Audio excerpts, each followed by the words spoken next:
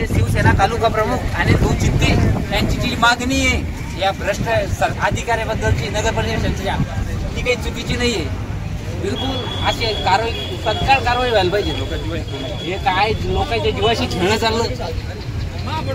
आज आपल्या गावात जेवढी कामं झाली कशी झाली? सगळे बोगस झालेले। आज लोकांचं काय मत आहे कामावरती? खंबा वाकलो ना कालच्या हवेनं आज पडलो देऊ ते खंबे आहे सगळे वाईट वाटलं।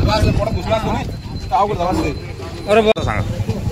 संजयची गाडी आहे काँग्रेसची करत होतो वारा आलं खंबा वाडा मी गाडी धावा घेतली तर खंबा वाडा माझ्या गाडी फेमस तर माझ्या गाडी येऊन पडले ना तर मी थोडे वाचलो। अशा प्रकारे या माणसाचा जीव वाचलेला आहे। त्या माणसाला कळलं की खंबा पडतोय, त्या माणसानं उगीच जागी गाडी घेतली आणि बाहेर पडला, नाहीतर त्या माणसाच्या डोक्यात खंबा पडला असता माणूस मेला असताच जागीच। असे जर कामं केले अधिकाऱ्यांना सगळ्यांनी आंदोलन केलं पाहिजे आणि त्या ठेकेदारावर तात्काळ कारवाई करण्यात यावी। त्याच्यावर 2 व्हीलरवर कधी एखादा माणूस चालला असता तर याचा प्राण गेला असता होती म्हणून हा एक घातक परिणाम आपल्यापासून वाचलेला आहे। आणि मग करा तर जे सगळा रोड कोणीच नाहीये खोलण्यात येईल, नाही तर इथं ठिय्या आंदोलन करू आणि सगळं बोगस काम झालेलं आहे। त्याचा प्रूफ तुम्ही लावलेलं नाही आणि याचा घ्या फोटो तुम्ही हे किती फूट काम झालेलं आहे पाहून घ्या बघा। काळ्या मातीत काम झालेलं आहे सगळं।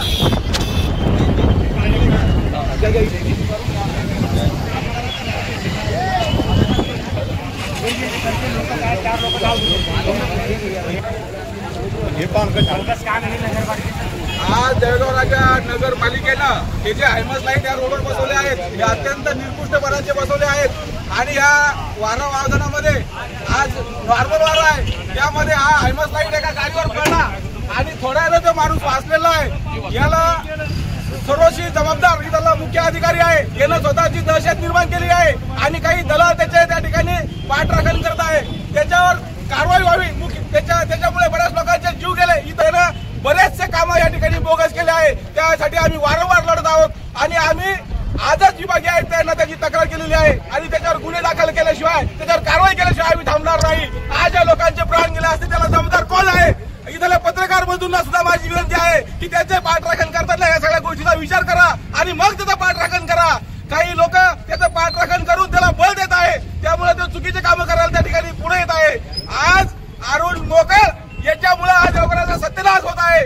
आज या करोडो रुपये खर्च करून हे जे हायमास लाईट बसवले त्या हायमास लाईट करोड रुपये खर्च करून शासनाला चांगल्या उद्देशानं हे पैसे दिले, परंतु याचा गैरवापर या ठिकाणी होत असताना दिसत आहे आणि त्यामुळे आज अशा हायमास लाईट या रस्त्यावर अशा गाड्यावर पडत आहे। यांच्यावर कारवाई व्हावी ही आमची सर्वांची इच्छा आहे। फक्त समोर यायला कोणी तयार नाही, परंतु असंच जर राहिलं तर हा मुख्य अधिकारी आपला भक्षक झाल्याशिवाय त्या ठिकाणी राहणार नाही एवढं मात्र नक्की आहे।